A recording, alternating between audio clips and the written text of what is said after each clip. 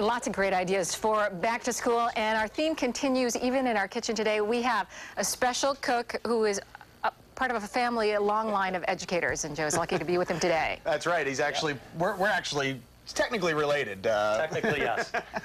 We're going to leave it at that. Anyway, this is Mike McGavro, principal of Buffalo Academy School. Thanks for joining us this morning, Mike. No problem, we've talked about your recipes before. Today you're making fall-off-the-bone ribs. Yes, they are. Now, what's this? Well, there is a secret to having the meat just fall off the bone, right? Right, there is a secret to it. All right. Now, what are we working with today as far as ingredients go? Oh my gosh, we have our salt, pepper, garlic powder, onion powder in this bowl. We have honey, we have hot sauce, we have hot mustard, brown sugar, and orange juice. Orange juice. I always forget that one. And that's what does the orange juice bring to the whole table here? It adds a little sweetness and a little citrus to the mixture. Give it a little citrus. Yep, All right. absolutely. Now, what makes it fall off the bone? You were talking about the way you cook it, right? You don't just throw them on a grill, right? No, no. My mother and her mother, my grandmother taught me this a long time ago.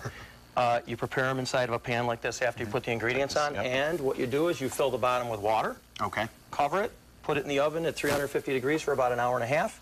And it's just like steaming vegetables as opposed to boiling them.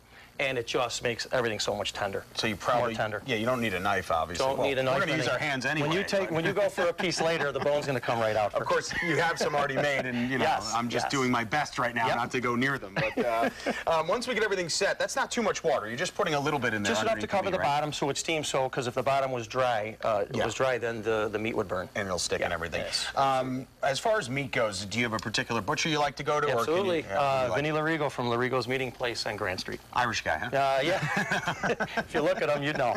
Now, what kind of, you just said you're using some plain old barbecue sauce? Plain old barbecue sauce, anything. I usually don't get one that's flavored. I just original or plain barbecue sauce, and then we put all the ingredients inside of it to doctor it up. All right, good stuff. Mike McGavro, principal of the Academy School. We're going to be back. We're going to start rubbing this meat down. That's the idea? We're going to do it. All right. Yes. Back to you, Vic.